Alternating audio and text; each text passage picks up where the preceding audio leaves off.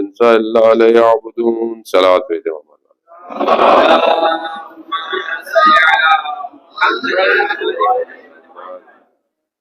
عزیزان محترم، ماہ مبارک رمضان کا ایک اور روزہ، اور خدا کی شکر گزار ہیں کہ پروردگار نے ہمیں آج بھی عبادت کی، دعا کی، نماز کی توفیق عطا فرمائی۔ شب دعائے توسل ہے، اور آپ جانتے ہیں کہ بہرحال دعائے توسل کی آج کی شب، اور بہرحال معروف ہے کہ منگل اور بدھ کی جو درمیانی رات ہے یہ مسجد سیلہ سے بہت معروف ہے کہ علماء کرام کی جو سیرت ہوتی تھی وہ آج کی شب مسجد سیلہ جاتے تھے اور وہاں بہرحال دعائے توسل اور نماز اور عبادت کے بعد وقت گزارتے تھے۔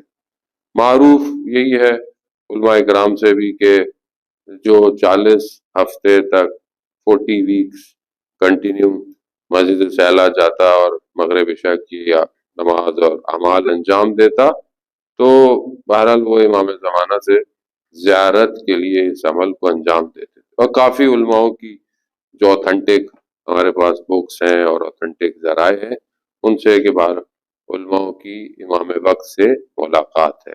اسی طرح بہرحال مسجد جمکران بھی جو کم المقدسہ کے قریب ہے وہ بھی بہرحال اسی حوالے سے تھوڑی معروف ہے۔ ایسا نہیں ہے کہ بعض لوگ سمجھتے ہیں کہ امام وہاں نماز پڑھانے آتے ہیں، ایسا نہیں ہے، البتہ امام سے لوگوں کی ملاقات ضرور ہوتی ہے، اس لیے بہرحال معروف ہے۔ ایک شہید کی زندگی میں ملتا ہے کہ جب وہ جنگ کے اندر اسے کوئی ڈیوٹی دی جاتی تھی بڑی امپورٹنٹ، تو وہ انکار کر دیتا تھا، حالانکہ اس کے اندر مینجمنٹ کی صلاحیت بھی تھی، اس کے اندر اتنی کیپیبلٹیز تھی، لیکن جب بھی اس کو کوئی ڈیوٹی بڑی ملتی تھی تو وہ کہتا تھا کہ میں نہیں کروں گا، اور اگر بہت پریشر ڈالتے تھے تو وہی کہتا تھا کہ میں ٹیوزڈے اور وینسڈے کی مارننگ تک مجھ سے کچھ نہیں پوچھنا۔ بہرحال اس کو ایک ڈیوٹی دے دیتے تھے، پھر جب اس کو کچھ اور انہینس کرنے لگتے تھے پھر وہ انکار کرتا تھا، پھر جب اسے کہتے تھے وہی کہتا تھا کہ ٹیوزڈے اور وینسڈے مارننگ تک مجھ سے کچھ نہیں پوچھنا۔ تو بہرحال اس نے اس سے ایک دفعہ اس کے جو اس کا اوپر ہیڈ تھا اس نے اسے بلایا، اس سے پوچھا کہ آخر وجہ کیا ہے کہ جو تم یہ کہتے ہو کہ ٹیوزڈے اور وینسڈے کی مارننگ تک مجھ سے کوئی سوال نہ کیا جائے، تو ماجرا کیا ہے؟ تو کہتا ہے کہ میں ہر ٹیوزڈے کو نکلتا ہوں یہاں سے اور میں مسجد جمکران جاتا ہوں اور 2 رکعت نماز امام زمانہ سے توسل کی جو ہے استغاثہ امام زمانہ پڑھتا ہوں اور پھر صبح تک میں واپس آ جاتا ہوں۔ اور کہتا ہے کبھی کبھی مجھے راستے میں 40 گاڑیاں تبدیل کرنی پڑتی ہیں تاکہ میں وہاں پہنچوں اور عبادت کر کے واپس۔ عزیزان محترم، عشق امام زمان ہے۔ اگر انسان کے وجود میں عشق پایا جائے تو وہ کوشش کرتا ہے، اور لیکن اگر اس کے وجود میں عشق نہ پایا جائے، اسے محبت نہ پائی جائے تو وہ بالکل بھی کوشش نہیں کرتا۔ تو بہرحال آج بھی شب وہی ہے، بے شک ہم وہاں نہیں ہیں لیکن بہرحال دعائے توسل پڑھی گئی، اور بہرحال وہاں ذہن ہمیشہ ایسی جگہوں پہ جاتا ہے اور اپنے وقت کے امام سے متصل کرتا ہے، اور اصل یہی ہوتا ہے کہ خلوص اور اخلاص سے دعا کے کلمات جو ہیں وہ ادا کیے جائیں تاکہ انسان اٹیچ ہو سکے۔ توسل یعنی ہے ہی یہی، متصل ہو جاؤ، ان کو وسیلہ قرار دو خدا کی بارگاہ میں۔ اب یہ جو وسیلہ جب قرار تبھی دیں گے کہ جب آپ ان کی معرفت رکھیں گے۔ آپ کسی کی معرفت رکھے بغیر اس کو کیسے وسیلہ قرار دے سکتے ہیں کسی اور کے لیے؟ اگر آپ کے نزدیک اس کی ویلیو ہے، اس پرسنالٹی کی، اس شخصیت کی، آپ اس کے بارے میں جانتے ہیں کہ یہ اتنا معیار رکھتی ہے کہ اگر میں اسے درمیان میں رکھوں گا تو سامنے والا میرا کام جو ہے وہ انجام دے گا، وہ تبھی ہوگا کہ جیسے آپ نے شیخ نے حدیث آپ نے بیان فرمائی کہ جو اپنے وقت کے امام کی معرفت نہیں رکھتا وہ جہالت کی موت مرتا ہے۔ خوب یہ معرفت تب ہوگی کہ جب آپ کا اپنا رابطہ ہوگا۔ آپ اپنی زندگی میں دیکھیں، بہرحال آج انہوں نے بہت مولا کائنات کے فضائل پڑھے، علی ابن ابی طالب کے، اور آپ نے نعرے وارے بھی لگائے، تو بہرحال تھوڑی بڑی فرینچ ہمیں بھی تھوڑی وقت تو سمجھ آ ہی جاتی ہے، لیکن آپ فضیلتوں میں آپ یہ دیکھیں کہ ہم نے اپنی پوری زندگی میں، میں اپنی زندگی میں، آپ اپنی زندگی میں دیکھیں، ظاہر ہے کوئی کسی اور کی اسکروٹنگ تو نہیں کر سکتا، لیکن ہم نے خود حضرت علی ابن ابی طالب علیہ السلام سے، اللہم صلی علی محمد، سے کب ہم نے گفتگو کی ہے زندگی میں؟ کب ہم نے امام سے گفتگو کی ہے کہ امام کہتے کسے ہیں؟ امام سے کب بات کی ہے؟ کب ہم زندگی میں پھنسے ہوں اور ہم نے امام کو پکارا ہو؟ خوب مسجد میں ڈیفینیٹلی لوگ پکارتے ہیں، بعض اوقات زبان پہ بھی رہتا ہے انسان، یہ تو بہرحال ہمارے پیرنٹس کی محنت ہے جو ہم بولتے ہیں یا علی مدد. لیکن آپ نے خود کبھی زندگی میں بیٹھ کر تنہائی میں حضرت علی سے گفتگو کی؟ کبھی نجف گئے اور مولا سے بات کی، یا سامنے سے زری کو ہاتھ لگایا، چوما اور سلام کیا، تصویریں کھینچی، سیلفیاں کھینچی اور باہر آ گئے، یا اسٹیٹس اپڈیٹ کیا کہ آئی ایم ان نجف؟ یا کبھی خود گفتگو کی، کبھی کلام کیا، کبھی اپنے آپ کو کھولا ان کے اوپر؟ کیونکہ معرفت کا مسئلہ ہے، معرفت ضعیف ہے.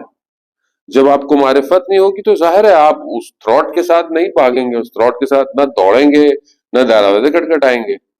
علامہ امینی رضوان اللہ تعالی علیہ آپ جانتے ہیں، جنہوں نے کتاب الغدیر لکھی اور مولا کائنات کے فضائل کو جہاں جہاں ملا اس کو کلیکٹ کیا. ایون ایجپٹ میں، کہیں دمشق میں، انڈیا میں، بغداد میں، جہاں ان کو پتہ چلتا تھا وہ جاتے تھے لائبریری میں، پوری پوری رات لائبریری میں بیٹھے رہتے تھے اور جو بھی چیز ملتی تھی اس کو کلیکٹ کرتے تھے. اب یہ کلیکشن نے ان کو بہرحال، اس زمانے میں ظاہر ہے آپ جانتے ہیں کہ حکومت، اچھی حکومتیں نہیں تھی اس زمانے میں. کوئی ایک فوجی تھا، اس کا بیٹا جو ہے وہ شدید بیمار ہو گیا اور ڈاکٹروں نے اسے جواب دے دیا، کہا کہ بہرحال اس کو واپس لے جاؤ، کوئی فائدہ نہیں ہے ہاسپٹل میں رکھنے کا. تو اس نے ایک لیٹر لکھا علامہ امینی کو اور کہا کہ جس مولا کے فضائل آپ شہر شہر، سٹی سٹی، کنٹری کنٹری جا کے کلیکٹ کرتے ہیں، مجھے میرے بیٹے کو شفا دلا دیں. انہوں نے لیٹر کو کنورٹ کیا، ادھر بسم اللہ لکھی اور کہا کہ جاؤ، تمہیں مولا نے بیٹا دیا. اس کو لپیٹا، اس کو بھیج دیا. یہ لیٹر ادھر گیا، خود ابا اوڑی اور مولا کے حرم گئے، زیارت جامع کبیرہ پڑھی اور اس کے بعد کہا مولا ایک حوالہ بھیجا ہے، عزت رکھ لیجئے گا. وہ وہاں سے پتہ چلا پیغام آیا، بچہ جو ہے وہ بالکل ٹھیک ہو گیا اور ہدیہ اور تحفے آ گئے. خوب یہ کیسے ہوا؟ کیونکہ بہرحال ایک شخص کچھ علی کے لیے کر رہا ہے تو علی بھی اس کی عزت رکھ رہا ہے. وہ اصفہان کا مشہور واقعہ، جو ریڑھی پر حمل کرتا تھا اور سامان کو اٹھا کے لے جاتا تھا، تو ایک ورکر کام کر رہا تھا بلڈنگ میں، وہ گر گیا اوپر سے. جیسی گرا، اس نے ہاتھوں کو یوں کیا اور بڑے آرام سے اس کے ہاتھوں میں آیا رکھے. لوگ پریشان ہو گئے، کہا یہ کون ہے؟ یہ ولی خدا ہے؟ یہ تو لیبر ہے، ڈیلی سامان اٹھا کے لے کے جاتا ہے. بہت اس سے پوچھا، تو اسے بہت اصرار کیا کہ یہ کیا کیا تم نے؟ کہا میں نے ساری زندگی وہ کیا جو مجھے خدا نے کہا ہے، اور اگر آج میں نے کچھ اس سے کچھ کہا تو وہ کیسے میری بات کو رد کرتا. تو بات اسی رابطے کی ہے، بات اسی بندگی کی ہے. حضرت محمد مصطفیٰ صلی اللہ علیہ وآلہ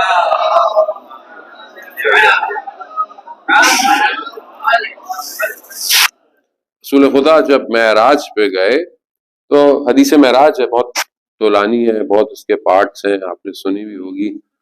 بہرحال ایک مقام پر حدیث کا ایک حصہ یہ بیان کرتا ہے کہ پروردگار نے رسول خدا سے پوچھا کہ اے احمد، کیا آپ جانتے ہیں کہ میرا انسان، جو میرا بندہ ہے، وہ کامل کب ہوتا ہے، کمپلیٹ کب ہوتا ہے؟ یعنی جو انسان ہے کامل ہے، میرا بندہ جو صحیح میرا بندہ ہو، وہ کب ہوتا ہے؟ رسول خدا نے کہا کہ لا تدری، اے میرے پروردگار میں نہیں جانتا.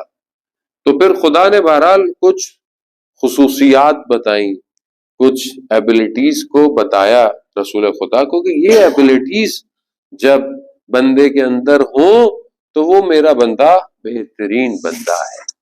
میں بہرحال کچھ آپ کی خدمت میں جتنا میں آپ کو بیان کر سکا، پھر بہرحال اس کو آگے کنٹینیو کریں گے. وہ اصل وہ یہ بندگی اذان محترم، بندگی مہم ہے، بندہ بننا امپورٹنٹ ہے. دعائے توسل میں آپ نے کاظمین امام موسیٰ کاظم علیہ السلام سے بھی توسل کیا، اور آپ دیکھیں کہ امام کا مشہور واقعہ ہے کہ امام ایک جگہ سے گزر رہے تھے تو ایک گھر سے گانے کی آوازیں آ رہی تھی.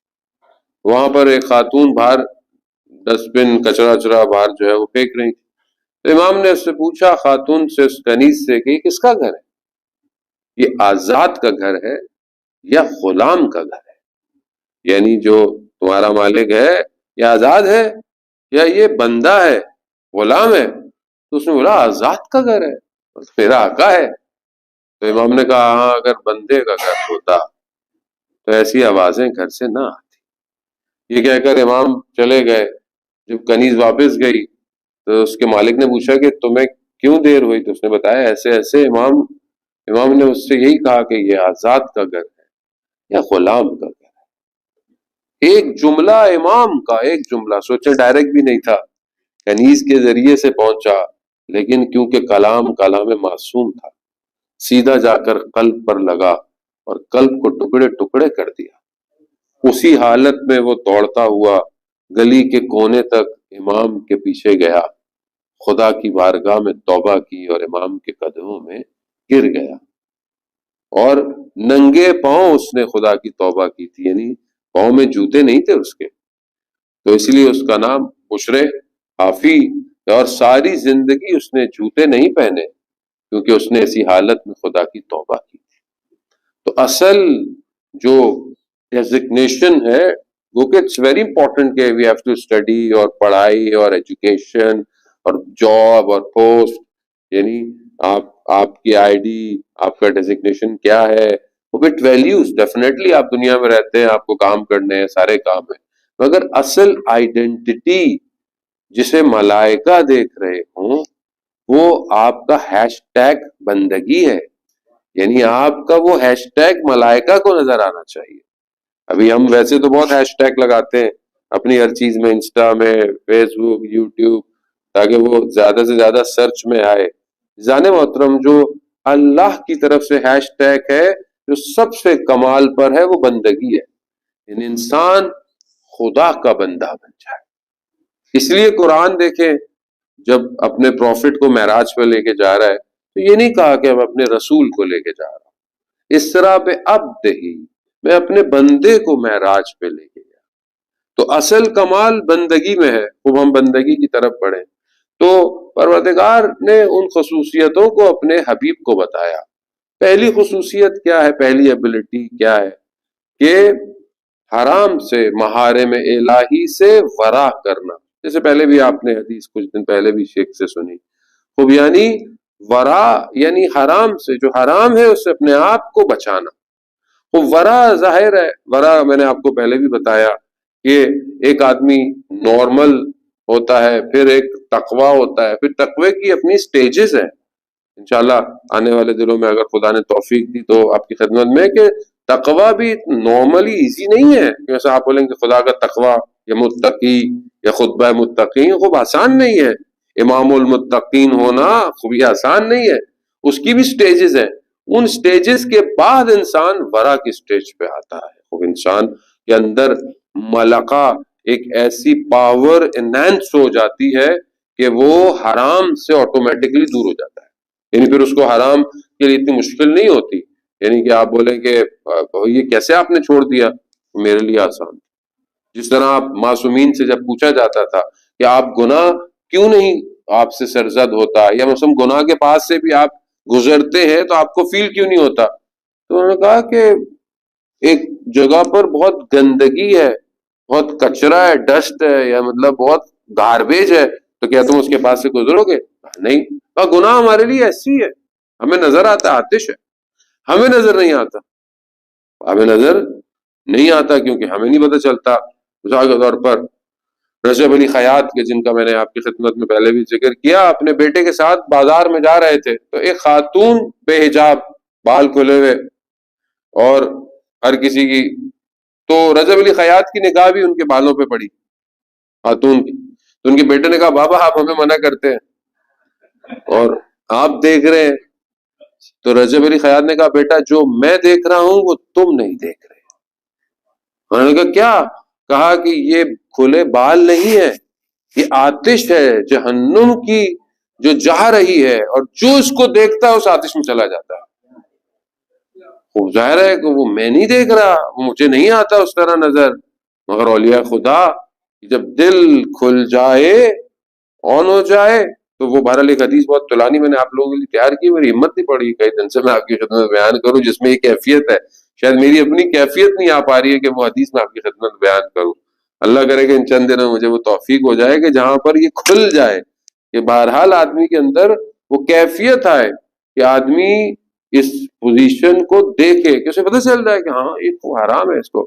لیکن کیونکہ ہم نارمل زندگی میں ہمیں پتہ نہیں چلتا کہ مطلب ڈفرینس. اب وہ جو محارم الہی ہیں، اگر کوئی آدمی اس سے اپنے آپ کو بچاتا ہے تو یہ بندگی اس کی صفت ہے. اب بچانا کیا ہے؟ مطلب خود گناہ کیا ہے actually, we have to study کہ گناہ ہے کیا.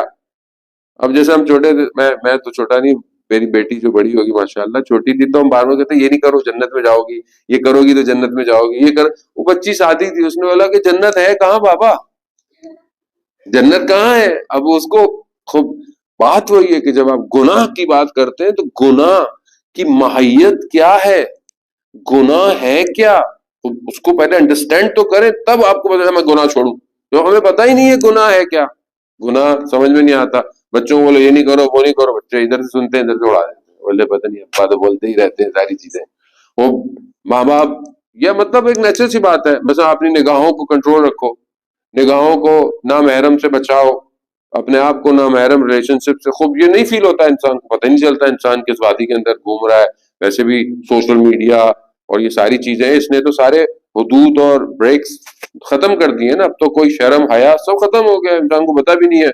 ہر آدمی بعض اوقات دینی چکر میں، بعض اوقات کاموں کے چکر میں، وہ ڈفرنس ختم ہو گیا ہے کہ وہ جو ایک معیار ہونا چاہیے.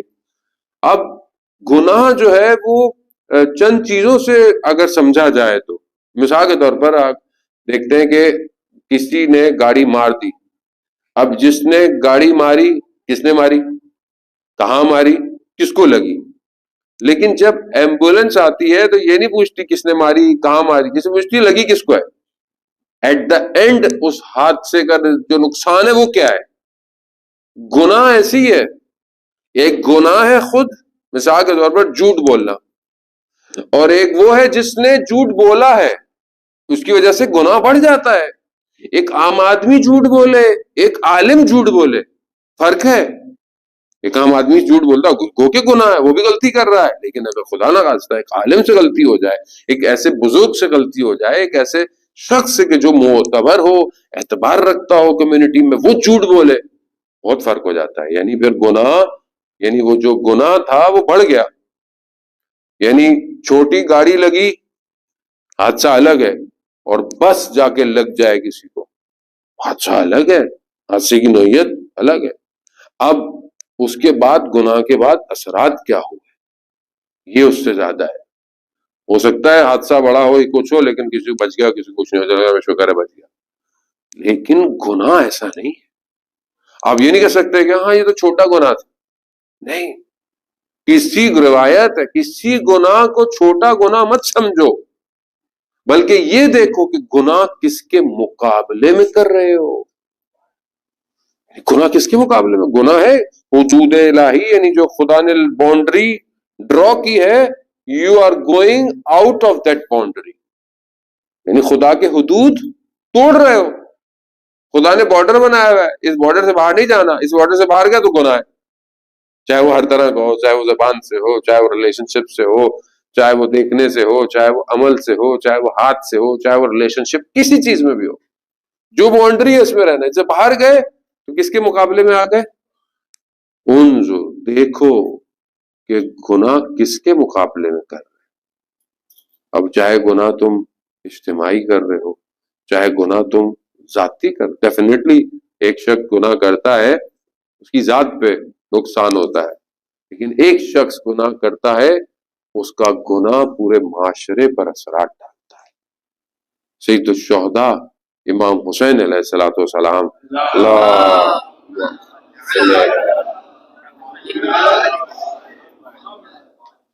امام حسین علیہ الصلوۃ والسلام نے جو قیام کیا یزید کے مقابلے میں، وہ یہ نہیں تھا کہ یزید صرف گناہ کر رہا تھا تو مثلا کوئی شراب پیتا تھا تو یہ سارے فاسق کام انجام دیتا تھا، صرف اس لیے نہیں کہ اس کے ذاتی کام نہیں، بلکہ امت سو گئی تھی. یعنی ایک ظاہری طور پر جو اسلام کی حاکمیت اپنے ہاتھ میں لی ہے، اس کے گناہ کی وجہ سے پورے معاشرے پر اس کے اثرات ہو رہے ہیں۔ اسی لیے جو کمیونٹی کو لیڈ کرتے ہیں، جو کمیونٹی کو چلاتے ہیں، ان لوگوں کو زیادہ اچھا ہونا چاہیے۔ اب آپ بولیں گے نہیں ہم تو نہیں چلا رہے بھائی، خود ہی چل رہی ہے نہیں، یہ زیادہ محترم بہت امپورٹنٹ ہے، کیونکہ بہرحال آپ کی پرسنالٹی ریفلیکٹ کرتی ہے معاشرے کے اوپر۔ سید الشہداء کا جو قیام تھا، کیونکہ اس گناہ کی وجہ سے صرف ایک شخص پر یا ایک فیملی پر اثرات نہیں تھے، اس گناہ کی وجہ سے پوری کمیونٹی سو رہی تھی، خواب میں تھی، اسے بیدار کرنا تھا۔ اسی لیے امام حسین نے اتنی بڑی قربانی دی۔ گناہ جو ہے وہ الگ الگ اثرات کو معاشرے کے اوپر مرتب کرتا ہے، اور بعض اوقات گناہ آہستہ آہستہ انسان کے قلب کو سیاہ کر دیتے ہیں۔ چھوٹا سا ہے، یہ تو پتہ نہیں چل رہا، اس کے تو اثرات نہیں ہوں گے، لیکن آہستہ آہستہ وہ ڈاٹ جو ہے نا قلب میں وہ ڈلتا ہے، اور وہ ڈاٹ ڈلتے ڈلتے پوری فائل بلیک ہو جاتی ہے، اور جب وہ بلیک ہو جائے تو پھر خدا قرآن میں کہتا ہے کہ بس ہم نے پھر ان دلوں پہ تالے لگا دیے، پھر ہدایت نہیں ملتی۔ تو انسان بہرحال اپنی زندگی میں، کیونکہ سب سے بیسٹ عزیزان محترم یہی ہے کہ انسان اپنے آپ کو، کوئی بھی عبادت دیکھیں، آپ عبادت کریں، بہترین عبادت کریں، بہترین دعائیں کریں، ٹھیک ہے، اور اس کے بعد آپ اپنے آپ کو گناہوں سے نہ بچائیں۔ تو بالکل ایسی ہے جیسے آپ پانی ایک بکٹ میں لے کے آ رہے ہوں بڑی دور سے، اور اس میں سوراخ ہو، اور آپ بھر بھر کے لا رہے ہوں لیکن سوراخ ہو، یعنی آپ کی ساری محنت کیا ہو رہی ہے؟ ضائع ہو رہی ہے۔ اسی لیے اولیاء خدا ہمیشہ یہ کہتے تھے کہ پہلے اپنے آپ کو حرام سے بچاؤ۔ جب تم اپنے آپ کو حرام سے، محارم الہی ان سے بچاؤ گے، تب تمہاری عبادت خدا کی بارگاہ میں پرواز کرے۔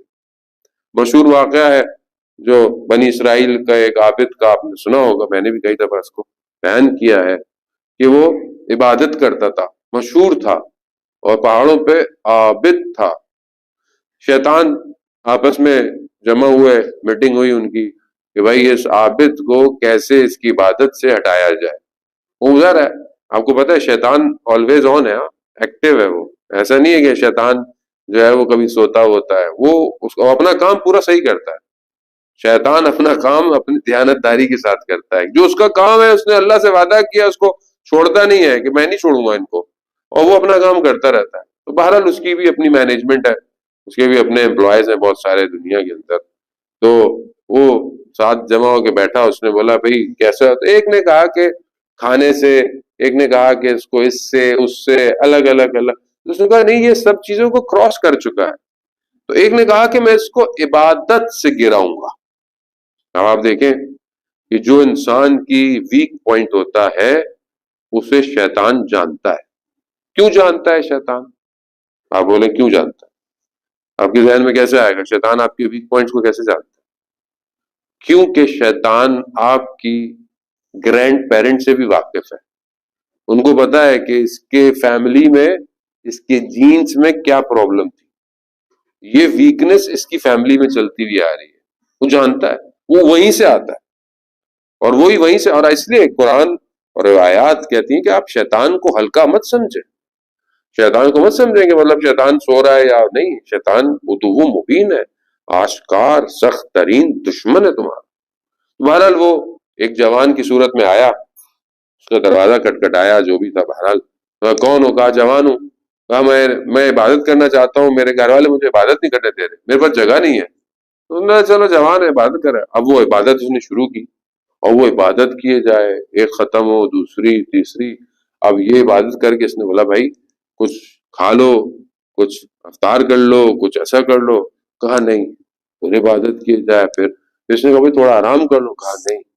اب یہ جو ہے وہ سو رہا ہے، اس نے دیکھا کہ وہ جو نوجوان ہے وہ عبادت کرتے کرتے پرواز کر رہا ہے۔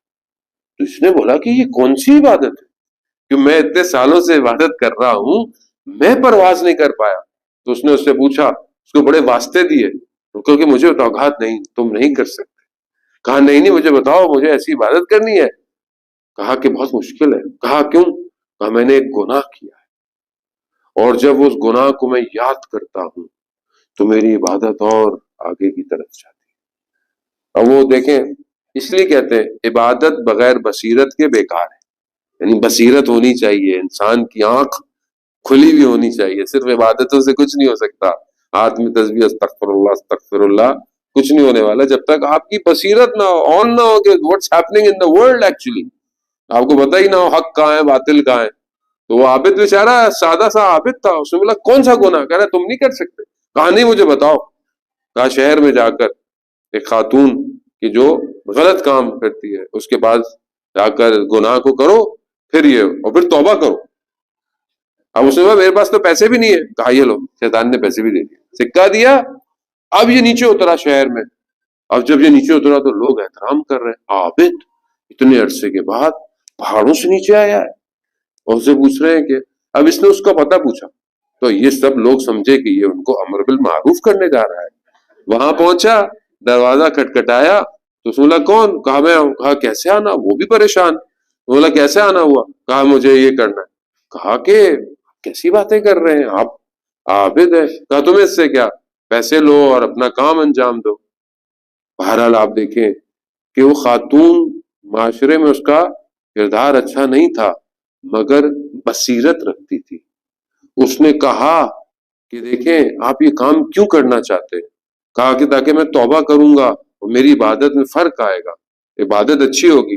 اس نے کہا اگر خدا توبہ کا تمہیں موقع نہ دے پھر کیا ہوگا؟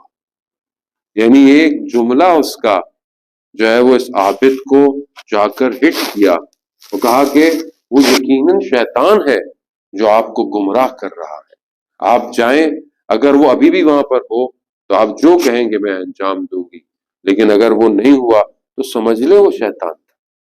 اور یہ عابد واپس جاتا ہے، دیکھتا ہے وہاں کوئی نہیں ہوتا، پھر استغفار کرتا ہے، توبہ کرتا ہے، خدا کی بارگاہ میں شرمندہ ہوتا ہے۔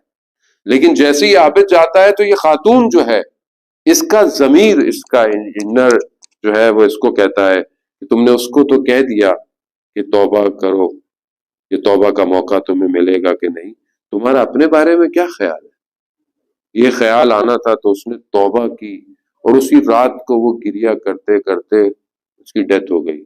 دوسرے دن اللہ نے اس زمانے کے نبی کو وحی بھیجی کہ جاؤ ایک اولیاء خدا کا انتقال ہو گیا ہے، اس کا جنازہ پڑھا۔ وہ جانے محترم خوب جب انسان حدود الہی کو سمجھ جائے تو پھر یہ نہیں ہے کہ آپ نے لمبی لمبی عبادتیں کی کئی کئی سال، نہیں، خدا ایک لمحے میں اپنے بندے کو اپنا ولی بنا دیتا ہے، لیکن وہ رابطہ، وہ کنیکشن، وہ جو ہے وہ آپ کو کریٹ کرنا، اور وہ بہرحال زندگی میں بعض اوقات حادثوں سے، بعض اوقات کسی انسیڈنٹ سے، کسی چیز سے، کسی لاس سے، کسی گین سے بعض اوقات انسان جو ہے وہ حاصل کرتا ہے۔ وہ یہ پہلی چیز ہے کہ انسان اگر مہارے میں اپنے آپ کو حرام سے بچائے، ورا کرے، کنٹرول، اور اپنے اندر اس ملکے کو، یعنی وہ جو انسان کے اپنے اندر ایک ایسی پاور اور روزہ یہ ایبلٹی دیتا ہے انسان کو، جان محترم آٹومیٹکلی دیتا ہے، یعنی جیسے آپ اپنے آپ کو کنٹرول رکھتے ہیں، پانی نہیں پیتے، کھانا نہیں کھاتے، یعنی اتنا کنٹرول ہے، آپ نماز پڑھتے ہیں، نماز پڑھ کر جماعت کے ساتھ دعائیں، اس کے بعد بہرحال آپ افطار کرتے ہیں، مطلب آپ دیکھیں کتنا کنٹرول ہے کہ نماز کے اذان کے 15-20 منٹ 25 منٹ بعد بھی آپ اپنے آپ کو قابو رکھے ہوئے ہیں، پھر بھی آپ جا کر حملہ نہیں کرتے، اٹیک نہیں کرتے، آرام آرام سے۔ اور یہ بچے ماشاءاللہ جو کر رہے ہوتے ہیں یہ ہم سے بھی لیٹ کھولتے ہیں روزہ، بھی ہمیں نہیں پتا اذان ہو رہی ہو، یہ کچھ کھاتے بھی ہمیں نہیں پتا، لیکن بہرحال تو یہ چیز کیا ہے، یہ آپ کے اپنے اندر ایک پاور آٹومیٹکلی آپ کو دے رہی ہے کہ you can do all these things, you can cope your self, آپ کور کر سکتے ہو، شجاعت کر سکتے ہو، پاور ہے نا۔ خوب یہ پاور ہمیں باقی کاموں میں بھی تو آنی چاہیے۔ یہی پاور جو ہے وہ ہائیبرڈ گاڑی کی طرح جو بیٹری خود بخود چارج ہوتی رہتی ہے، روزہ اصل میں ہمیں اندر سے چارج کر رہا ہے۔ چارج اس لیے کر رہا ہے کہ تم نے بعد میں بھی چلنا ہے، یہ نہیں کہ روزہ ختم ہو گیا تھا چلو بھائی اللہ تعالیٰ بھی چلے گئے، سب چلے گئے، سب آن ہو گیا، ساری چیزیں نہیں، اس کو آگے لے کر ہمیں اپنے آپ کو چلانا ہے۔ صلوات بھیجتے محمد وعلی محمد۔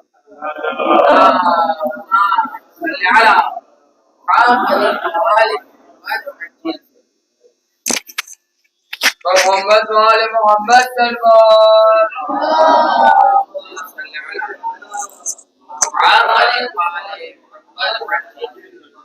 نعرہ تکبیر، نعرہ رسالت، نعرہ حیدری، محمد وآل محمد صلوات اللہ.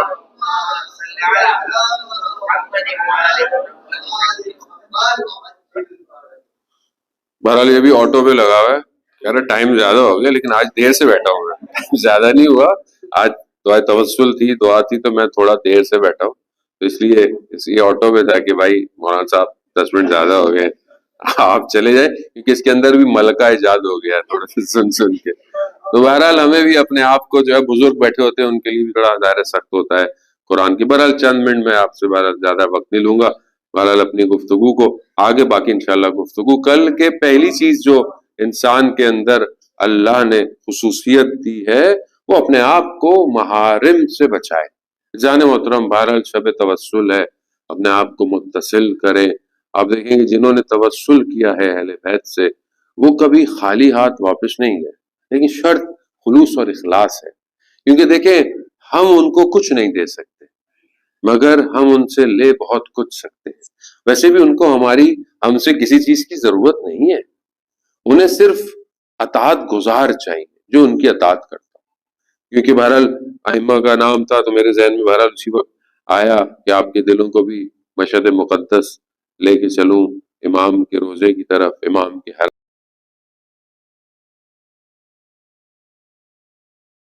کی طرف کہ انشاءاللہ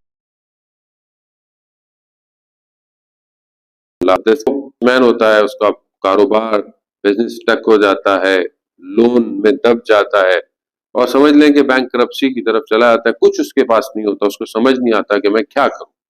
بہرحال اس کے ذہن میں آتا ہے خیال کہ میں چلتا ہوں حرم مشہد مقدس امام کی خدمت میں اور ان سے بہرحال توسل کرتا ہوں کہ بہرحال میرے لیے کچھ کریں. لیکن جانے کے لیے بیچارے کے پاس پیسے بھی نہیں ہوتے. بہرحال اس کی زوجہ کہیں سے کچھ قرض لے کر کچھ کر اس کو پیسے دیتی ہے. یہ جاتا ہے امام کی زیارت کرتا ہے، سارے کام کرتا ہے، زیارت کر کے واپس آ رہا ہوتا ہے تو وہ جیسے ہی جوتے اپنے لیتا ہے کفشداری سے تو دیکھتا ہے کہ اس کی جیب میں جو تھوڑے بہت پیسے تھے جو اس کو واپس جانے تھے وہ بھی گر گئے. اب یہ عجیب سا ہو جاتا ہے، واپس جاتا ہے مولا میں تو آپ سے مانگنے آیا تھا، یہ تو میرے پاس جو تھا وہ بھی چلا گیا. اب عجیب سے آ رہا ہے انسان کی حالت ہے، اسی حالت میں آ رہا ہوتا ہے تو رستے میں اس کا پاؤں پھنستا ہے تو اس سے ایک سکہ ملتا ہے. بہرحال دیکھتا ہے ادھر کوئی ہے نہیں، ایک نارمل ایک سکہ سا ہوتا ہے، اٹھا لیتا ہے، جوتے لیتا ہے، باہر نکلتا ہے تو ٹیلی فون بوتھ آپ کو پتا ہے حرم کے پاس لگے ہوئے ہیں. تو وہاں دیکھتا ہے اب کہتا ہے کہ کس سے مانگوں، کسی کو جانتا نہیں ہوں، کوئی میری پہچان نہیں ہے. اب عزت بھی ہے کیونکہ بہرحال وائٹ کالر آدمی ہے، سفید پوش ہے، معاشرے میں سوسائٹی میں جو لوگ ہوتے ہیں وہ کسی سے مانگتے نہیں ہیں. تو اس نے بولا کہ میں رینڈم یہ کوئن ڈالتا ہوں بوتھ میں اور ایک رینڈم نمبر ڈائل کرتا ہوں اور اس سے بولتا ہوں کہ میں میری مدد کرے. تو ظاہر ہے مجھے جانتا بھی نہیں ہوگا تو اگر کرنی ہوگی تو میری مدد کر لے گا. تو ایک رینڈم نمبر ڈائل کرتا ہے، سامنے سے بندہ اٹھاتا ہے تو وہ کہتا ہے کہ کون؟ کہتا ہے میں یہاں ہوں، میرے پاس پیسے نہیں ہیں، مجھے واپس جانا ہے. کہاں کھڑے ہو؟ کہا یہاں کھڑا ہوں. کہا بس وہیں رکو، تھوڑی دیر میں آتا ہوں. کچھ دیر گزرتی ہے تو ایک بڑی اچھی گاڑی آتی ہے تو اس کو پوچھتی ہے کہ تمہیں نے کال کی تھی؟ کہا آؤ بیٹھو. گاڑی اس کو لے جاتی ہے اور شہر کے ایک اچھے علاقے میں جہاں بڑے گھر ہوتے ہیں، جب گھر کے اندر انٹر ہوتا ہے دیکھتا ہے بہت بڑا گھر ہے تو سامنے سے شخص آتا ہے، اس کو استقبال کرتا ہے، اس کو ریسیو کرتا ہے. کہا وہ کال میں نے اٹھائی تھی. کہا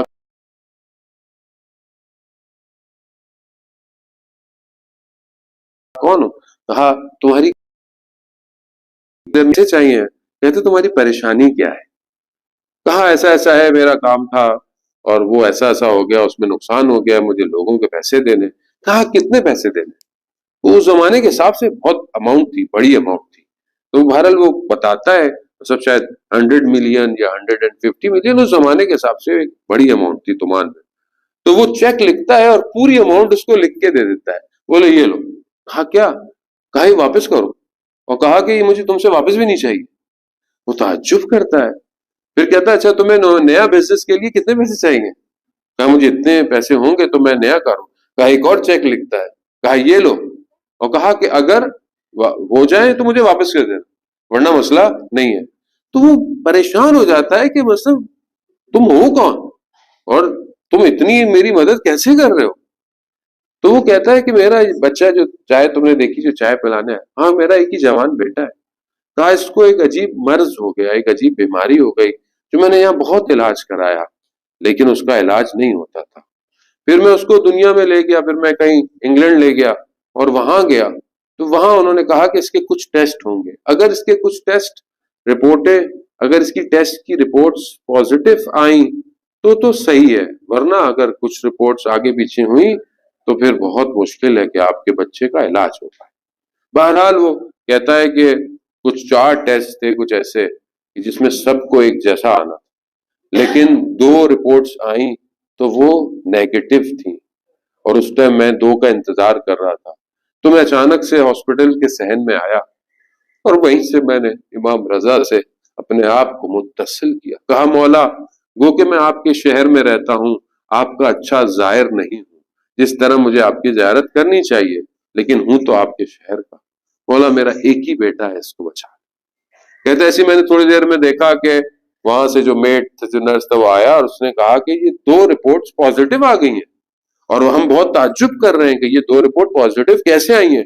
انہوں نے پھر دوبارہ ٹیسٹ کیے سارے اور ساری رپورٹ پازیٹیو آئیں اور وہ بچے کو امام نے شفا دی اور واپس کہا. اس وقت میں نے امام سے کہا تھا کہ اگر میرے بچہ ٹھیک ہو جائے تو میں آپ کے ایک زائر کو اتنا دوں گا کہ جتنا وہ تصور بھی نہیں کرے. کہہ رہا وہ دن اور آج کا دن ہے، میں حرم میں گیا، میں گلیوں میں گیا مگر وہ مجھے زائر نہیں ملتا تھا، اور آج جب تمہارا فون آیا تو میں سمجھ گیا کہ امام نے آج اس زائر کو میرے پاس بھیجا ہے. وزان محترم اصل رابطہ ہے، اصل کنیکشن ہے، ان کے یہاں دینے میں کوئی مشکل نہیں ہے. بہرحال ماہ مبارک ہے، ہم اپنے آپ کو ریڈی کریں، آمادہ کریں اور امام سے لیں کہ خاص طور پہ اس مہینے میں ہمیں وہ کیفیت ملے، وہ عبادت ملے، وہ دعا ملے، وہ گریہ ملے تاکہ ہم اپنے آپ کو خدا کے حضور پیش کر سکیں. وآخر دعوانا والحمدللہ رب العالمین. پروردگار تو رحمان ہے، تو رحیم ہے، تجھے ان عظیم ہستیوں کا واسطہ کہ جن کے لیے ہم نے نام لے کر دعائیں پڑھی ہیں. پروردگار وقت کے امام کے ظہور میں تعجیل عطا فرما، ہمیں ان کے ناصروں ان کے مددگاروں میں شمار فرما. حاضرین مجلس میں جو بیٹھے ہیں پروردگار انہیں ان کی جائز خواہشات کو پورا فرما. جو بیمار ہیں اگر حاضرین میں ہیں آپ کے دوست احباب رشتہ دار اولاد جو بھی ہیں، بہرحال مجھے بھی کئی لوگوں نے کہا ہے پروردگار ان سب کو شفائے کاملہ اور عاجلہ عطا. بے گناہ اسیروں کو کہیں پہ بھی ہیں انہیں جلد سے جلد رہائی عطا فرما. مسلمان جہاں بھی ہیں ان کی جان مال عزت آبرو کی حفاظت فرما. پروردگار اس بہترین مہینے کے صدقے میں، اس رحمتوں کے مہینے میں مسلمانوں پر رحم فرما. مسلمان جہاں مشکلات میں زندگی گزار رہے ہیں ان کے لیے آسانیاں فرما. انہیں آزادی کی جنگیں جو لڑائے ہیں انہیں کامیابی عطا فرما. ہمیں آپس میں اتحاد متحد ہو کر وقت کے امام کا منتظر بنا. اس کمیونٹی کو بھی اسی طرح کامیابی کی طرح وقت کے امام کے لیے تیار ہونے کی توفیق عطا فرما. اللہم ارزقنا زیارت الحسین فی الدنیا و شفاعتہ فی اللہ. صلوات بھیج دے محمد وعلی